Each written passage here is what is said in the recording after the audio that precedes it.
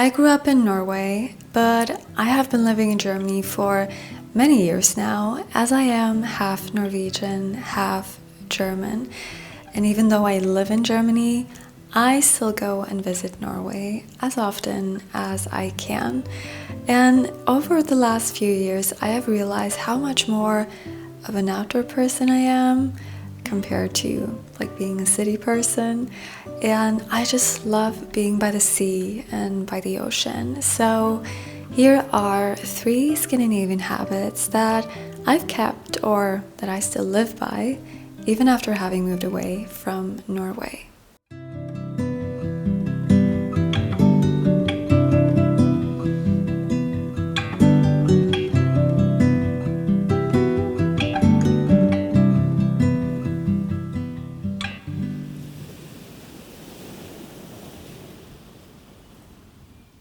Let's start with Friluftsliv. Now, while this word literally translates to open-air living or outdoor life, it means much more than simply spending time outside. It's basically the idea that nature isn't somewhere you visit just once in a while. It's something that's naturally part of your everyday life.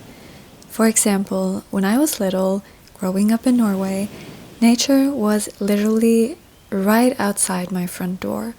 Our garden backed onto a huge forest, and I spent countless hours exploring it, looking at wildflowers, picking blueberries, and just running around playing with my friends. I even remember one morning opening our front door and seeing a huge adult moose standing just a few meters away between the trees in front of our house.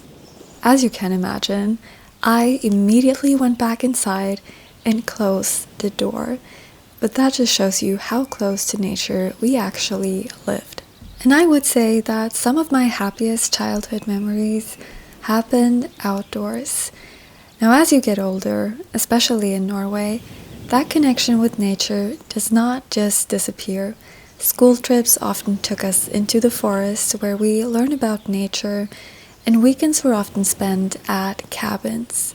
Now, in the winter in Norway, as you can imagine, you can go skiing, and in the summer, you spend most of your time by the water.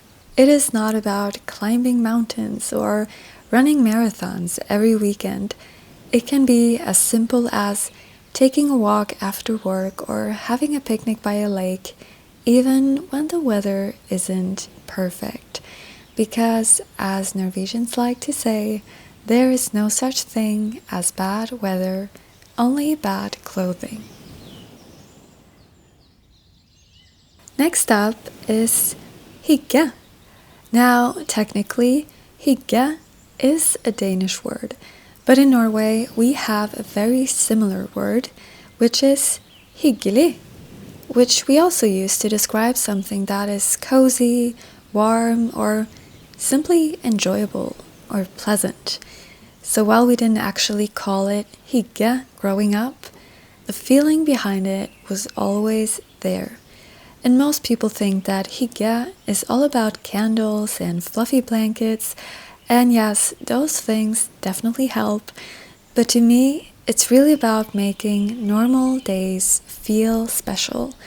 Like sitting down with your family after dinner to play board games on a rainy evening, lighting a few candles during the long winter months, or enjoying a cup of tea after coming home from a walk. Because when you grow up in Scandinavia, winter is a huge part of life. The days are short, the nights are long, and if you spend half the year waiting for summer, you're going to miss a lot of beautiful moments. The third Scandinavian habit I have kept is the way I like my home to feel. Growing up, I don't remember anyone ever talking about Scandinavian design. This was simply how our homes looked. And most of the homes I remember were bright, filled with natural light, wooden furniture, and neutral colors. They felt simple, but never cold or empty. Instead, they always felt like an actual home, and they were really practical. There were always little things that made them feel cozy, like candles, warm blankets, and family photos on the walls. I think that's what many people mean when they talk about Scandinavian minimalism. It's not really about owning as little as possible. It's about avoiding unnecessary clutter so there's more room for the things that actually matter. Even today, I naturally gravitate towards bright spaces, natural materials, and a home that feels peaceful and airy rather than overwhelming.